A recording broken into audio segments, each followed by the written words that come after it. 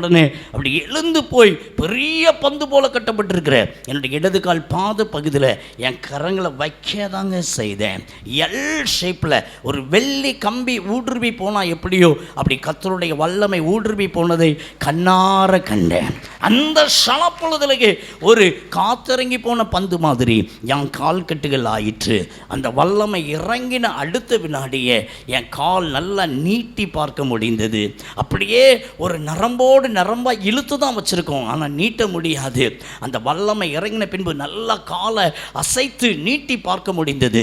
கர்த்தர் என்னை தொட்டுட்டாருங்கிறத அறிந்து கொண்டேன். நான் உட்கார்ந்துருந்த அந்த சீட்டில் உட்காந்துட்டு தரையில் காலை வச்சு 2 கையை வச்சு அமிழ்த்தி பார்த்தேன்.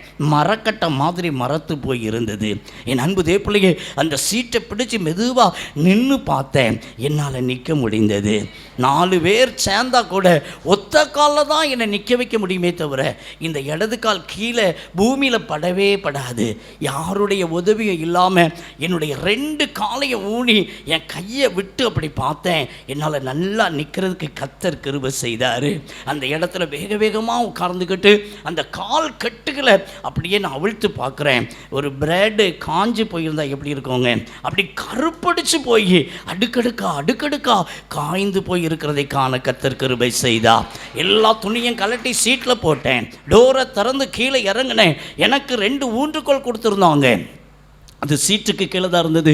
அந்த 2 ஊன்றுகோலையும் அப்படியே என் தலைக்கு மேலே தூக்கிட்டு வேகமாக அந்த ஸ்டேஜை நோக்கி நான் நடக்க ஆரம்பித்தேன். என் அன்பு பிள்ளைகளை, கூட்டம் முடிஞ்சு ஜனங்கள்லாம் ரிட்டன் போயிட்டுருக்குறாங்க பாருங்க. அவங்களெல்லாம் முட்டி தள்ளிட்டு நான் அப்படியே அந்த ஸ்டேஜில் ஏறிட்டேன். 2 கிளச்சையும் தூக்கிட்டு போய் இயேசு எனக்கு சுகத்தை கொடுத்தா, இனி எனக்கு இந்த ஊன்றுகோல் வேண்டாம் என்று சொல்லி அந்த மேடையிலேயே அதை தூக்கி போட்டுட்டு வர என் ஆண்டவர் இயேசு எனக்கு கிருபை செய்தார். அல்லேலூயா. அவருடைய வல்லமை தான் அந்த காலில் இருக்கிறது. அல்லேலூயா, அல்லேலூயா. இன்றைக்கும் ஆண்டவர் இயேசு உயிரோடு கூட இருக்கிறார். இன்றைக்கும் ஆண்டவர் இயேசு சொல்லிட்டாங்கன்னா நமக்கு ஒரு பரம வைத்தியர் இருக்கிறார். அவர் என்னால் முடியும் சொல்லுவார். கரங்களை தட்டி கர்த்தரை மகிமைப்படுத்துங்க.